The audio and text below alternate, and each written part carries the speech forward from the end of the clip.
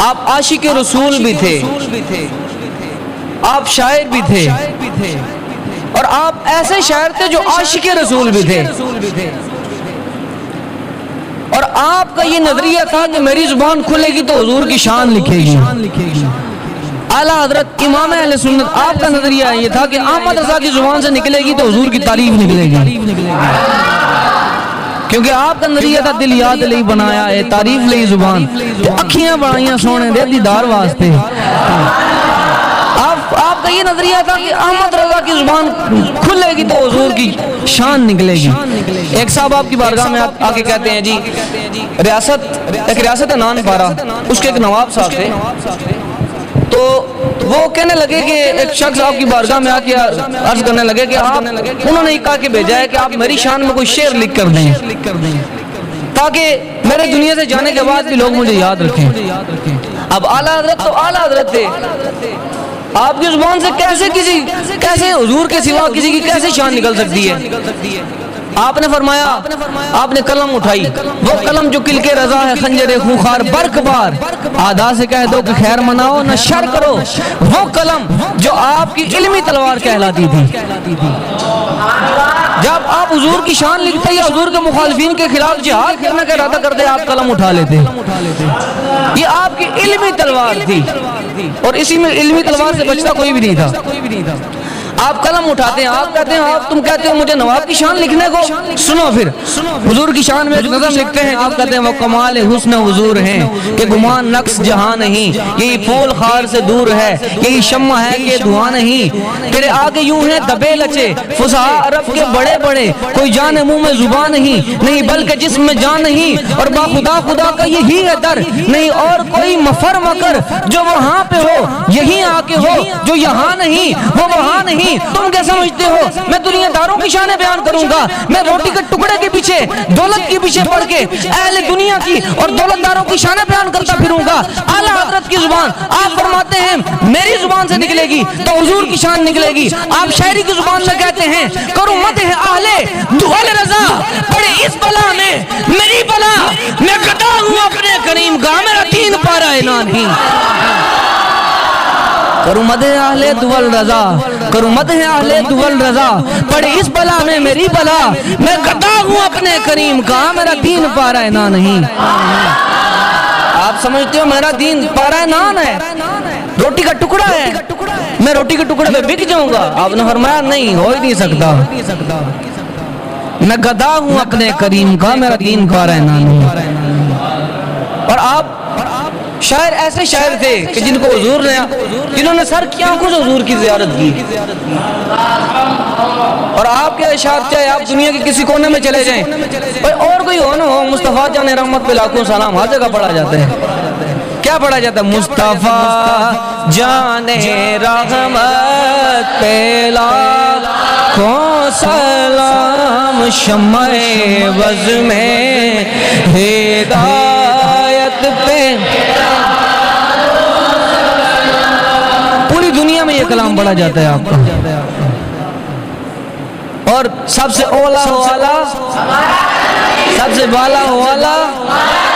دونوں عالم کا دولا، خلق سے اولیاء، اولیاء سے رسول اور رسولوں سے اعلیٰ، کرن بدلی رسولوں کی ہوتی رہی، چاند بدلی کا نکلا، حسن کھاتا ہے جس کے نمک کی قسم وہ ملیح دلارا، مانگنے والے تم کو تو یوں چاہیے، مانگنا اور کسی سے بھی کیوں چاہیے، کون دیتا ہے دینے کو وہ چاہیے، دینے والا ہے سچا، دینے والا ہے سچا، دینے والا ہے سچا۔ انبیاء سے کروں عرض کیوں مالکو، کیا نبی ہے تمہارا، کیا نبی ہے تمہارا؟ اور ہم تو ہم ہیں، دیکھ لینا محشر میں بھی ہوگا نبیوں کا نعرہ، ہوگا نبیوں کا نعرہ۔ آگے چلے جائیں، سرور کہوں کہ مالک و مولا کہوں تجھے، باغ خلیل کا گل زیبا کہوں تجھے، اللہ رے تیرے جس میں منور کی تابشیں، اے جانے جاں میں شمع تجلی کہوں تجھے، مجرم ہوں اپنے عفو کا سامع کروں شہا یعنی شفیع روزے جزا کا کہوں تجھے، یعنی شفیع روزے جزا کا کہوں تجھے، کہہ لے گی سب کچھ ان کے ثناء کی خاموشی، چپ ہو رہا ہوں یہ کہہ کے میں کیا کیا کہوں تجھے، لیکن رضا نے ختم سخن نیز پہ کر دیا، خالق کا بندہ خلق کا آقا کہوں تجھے، لیکن رضا نے ختم سخن اس پہ کر دیا، خالق کا بندہ خلق کا آقا کہوں تجھے۔ جہاں حضور کی شان بیان کرتے تھے وہاں حضور کے دشمنوں کے خلاف ہجو بھی کرتے تھے۔ اب قرآن میں اللہ تعالیٰ نے حضور کی شان بھی بیان فرمائی اور ساتھ یہ بھی کہا تبت یدا ابی لہب وتب، ابو لہب تیرے ہاتھ ٹوٹ جائیں۔ اب آپ نے بھی اسی اسلوب کے تحت کہا سر سوئے روزہ جھکا پھر تجھ کو کیا، آپ کہتے ہیں سر ہم جھکاتے ہیں حضور کے در پہ، تمہیں کیا تکلیف ہے، سر سوئے روزہ جھکا پھر تجھ کو کیا، دل تساجد نچ دیا پھر تجھ کو کیا، اٹھتے بیٹھتے مدد کے واسطے، بیٹھتے اٹھتے مدد کے واسطے، یا رسول اللہ کہا پھر تجھ کو کیا، اور ان کو تملی کے ملیک الملک سے، ان کو تملی کے ملیک الملک سے مالک عالم کہا پھر تجھ کو کیا، اور دیو کے بندوں سے ہے کب یہ خطاب، دیو کے بندوں سے ہے کب یہ خطاب، تو نہ تھا ان کا نہ ہے پھر تجھ کو کیا، اور تیری دوزخ سے تو کچھ چھینا نہیں، آپ نے فرمایا تو جا جہنم میں، تیری دوزخ سے تو کچھ چھینا نہیں، خلد میں پہنچا رضا پھر تجھ کو کیا، ان جہنم وعدہ ازلی، نہ منکروں کا آپس بد عقیدہ ہونا تھا۔ آپ نے فرمایا تم ویسے گستاخ نہیں بنے ہو، کیونکہ اللہ تعالیٰ نے جہنم کو تو بھرنا ہی ہے نا، ان جہنم، اللہ قرآن میں کہتا ہے ہم ضرور بھریں گے، نہ منکروں کا آپس بد عقیدہ ہونا تھا۔ اچھا عاشق اتنے پائے گئے تھے، آپ کو لوگ گالیاں نکالتے تھے، خط کے اندر گالیاں آتی تھی، اور آپ کہتے تھے شکر یار مجھے گالیاں دیتے ہیں، جب یہ مجھے گالیاں دیتے ہیں حضور کی شان تو بچ جاتی ہے، حضور کو تو نہیں دیتے نا، مجھے دیتے ہیں، مجھے دیتے رہے میرے حضور کو کچھ نہ کہیں۔ مدینہ شریف جاتے ہیں، حضور کی آخری بات قبر منور پہ کھڑے ہو کے درود و سلام پڑھتے ہیں، اور دل میں شوق ہوتا ہے یار زیارت ہو جائے، اور ساتھ یہ بھی تھا یار بڑے بڑے آئے چلے گئے کسی کو زیارت نہیں ہوئی، تو کیا سمجھتے تجھے زیارت ہوگی،